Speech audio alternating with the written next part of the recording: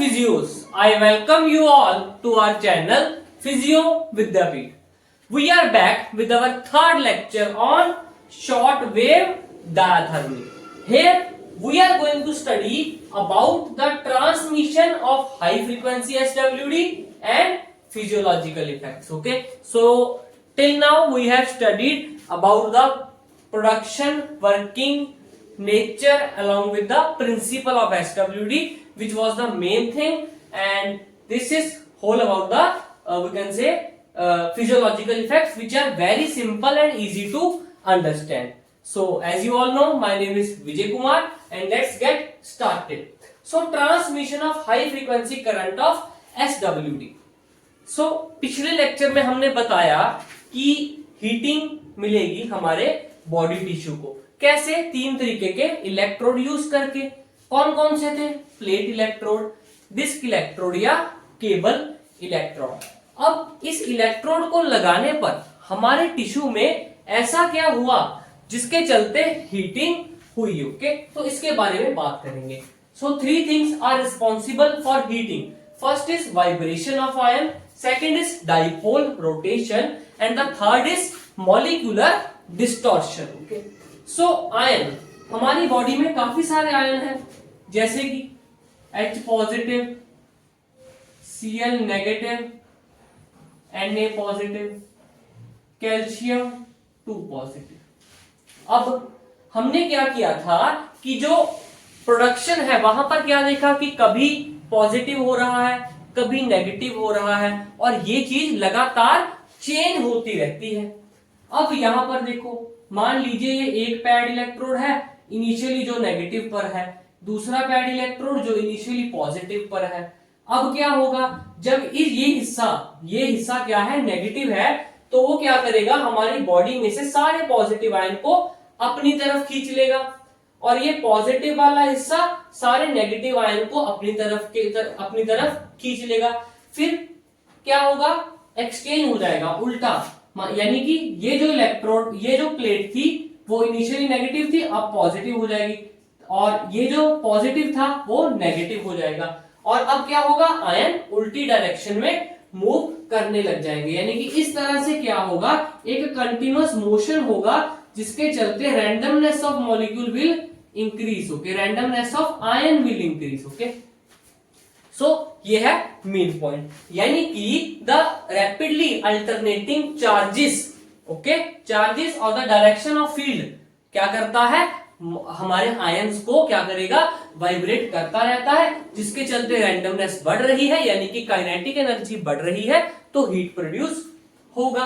Similarly dipole rotation किसके लिए है, वो तो आयन के लिए था, ये है पोलर मॉलिक्यूल के लिए, polar molecule such as water H2O। अब यहां पर क्या होगा, वाटर में दो पोल होते हैं, एक नेगेटिव पोल, एक पॉजिटिव पोल, और ये पूरा एक वाटर का मॉलिक्यूल है।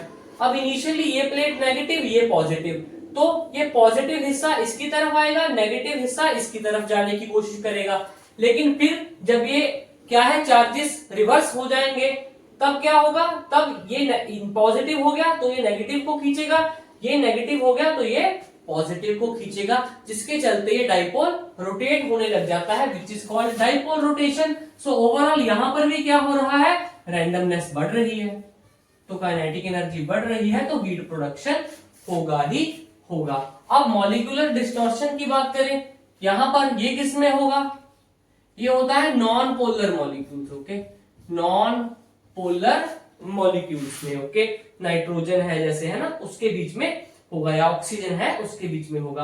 अब ये सेंट्रल पार्ट क्या है, ब्लैक डॉट, बिग डॉट, वो क्या है, न्यूक्लियस, और साइड में क्या है उसके, इलेक्ट्रॉन्स। अब जब ये प्लेट नेगेटिव थी तो न्यूक्लियस इसकी तरफ, बाद में ये प्लेट पॉजिटिव बन गया तो इलेक्ट्रॉन इसकी तरफ, यानी कि ये कभी न्यूक्लियस इस तरफ जाएगा, कभी इस तरफ जाएगा, जिसके चलते फिर से ओवरऑल रैंडमनेस बढ़ेगी और हीटिंग होगा। Okay, so concept is same, but the ion or molecule or non-polar thing is the thing that is changing. So this is for ion, this is for polar molecules, and that is for non-polar molecule। होगा क्या, इनका movement होगा, क्यों, due to the rapidly changing electric field. Okay, so कभी electric field का direction इस तरफ, कभी उस तरफ। इलेक्ट्रिक फील्ड का डायरेक्शन क्या होता है, पॉजिटिव से नेगेटिव, पॉजिटिव से नेगेटिव, पहले इस तरफ फिर इस तरफ, पहले पॉजिटिव से नेगेटिव, पहले इस तरफ फिर इस तरफ, पहले इस तरफ फिर इस तरफ, जिसके चलते क्या लगता है, एक फोर्स लगता है। ओके, तो ये क्या करता है, आयंस को वाइब्रेट करता है। Next is physiological effects.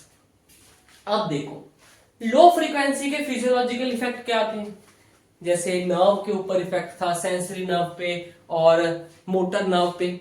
Medium frequency में भी हमने यही बात की, क्यों, क्योंकि मीडियम फ्रीक्वेंसी को मिला के बॉडी के अंदर तो एक लो ही बन रहा था, लेकिन मीडियम फ्रीक्वेंसी में हमने एक बात पढ़ी थी कि मीडियम फ्रीक्वेंसी करंट खुद क्या करता है, नर्व को स्टिमुलेट नहीं कर सकता। अगर मीडियम ही नहीं कर पाया तो हाई फ्रीक्वेंसी क्या करेगा, यानी कि यहाँ पर नर्व और मसल के ऊपर कोई भी सेंसरी स्टिमुलेशन या मोटर स्टिमुलेशन नहीं होगा, सिर्फ एक हमें हीटिंग इफेक्ट मिलेगा। यानी कि ये जो कंटिन्यूअस शॉर्टवेव डायथर्मी है उसके हमें थर्मल इफेक्ट मिलेंगे, वाइल पल्स एसडब्ल्यूडी के हमें ए थर्मल एज वेल एज कुछ ना कुछ थर्मल इफेक्ट भी मिल सकते हैं। अब डायरेक्ट इफेक्ट की बात करें, metabolism, simple van Hoff law. Okay, van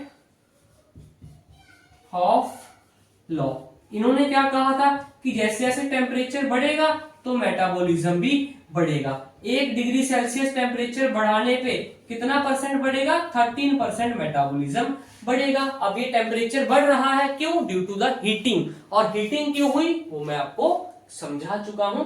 तो ये था इफेक्ट ऑन इंक्रीजिंग मेटाबॉलिज्म। अब अगर मेटाबॉलिज्म बढ़ रहा है, इसका क्या मतलब है कि जो सेल्स हैं वो ऑक्सीजन एंड बाकी चीजों को अच्छे से यूज कर रहे हैं और metabolite that is waste product भी बना रहे हैं। नेक्स्ट क्या है, इंक्रीज इन ब्लड सप्लाई। अब अगर हीटिंग होगा तो क्या होगा, वेजोडाइलेटेशन होगा।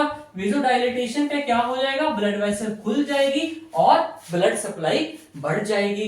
क्या इस ब्लड सप्लाई का हमें कोई फायदा है, बहुत फायदा है। क्यों, क्योंकि ये इंक्रीज मेटाबॉलिज्म में हेल्प करेगा। मतलब जब ब्लड वेसल बड़ी हो जाएगी तो ज्यादा फ्रेश ब्लड आएगा और जितना मेटाबॉलिक वेस्ट बना है उसको भी अच्छे से हम सेल से दूर ले जा सकेंगे। So this is increased blood supply. Then effect on nerves, nerves के ऊपर एक सिंपल हम कह सकते हैं सीडेटिव इफेक्ट मिल रहा है। ओके, बाकी एनसीवी की अगर बात हम करें तो वो बढ़ जाती है, वाइल लेटेंसी जो है कम हो जाती है। लेटेंसी कम पर कंडक्शन ज्यादा, कंडक्शन बढ़ जाती है और लेटेंसी कम हो जाती है। और कितना है इसका, 1 डिग्री सेल्सियस पे 2 मीटर पर second speed of nerve conduction velocity जो है वो बढ़ जाती है। तो ये था हमारा डायरेक्ट इफेक्ट। डायरेक्ट इफेक्ट मतलब जो सीधा हमें हीट से डायरेक्टली मिल रहे हैं। हीट बढ़ेगी मेटाबॉलिज्म बढ़ेगा, हीट बढ़ेगी तो ब्लड सप्लाई बढ़ेगा और हीट बढ़ेगा तो एनसीवी बढ़ेगा। इनडायरेक्ट, इनडायरेक्ट में मसल टिश्यू। अब मसल के ऊपर क्या इफेक्ट पड़ेगा, अगर हम इनडायरेक्टली देखें, मसल रिलैक्स हो जाएगा।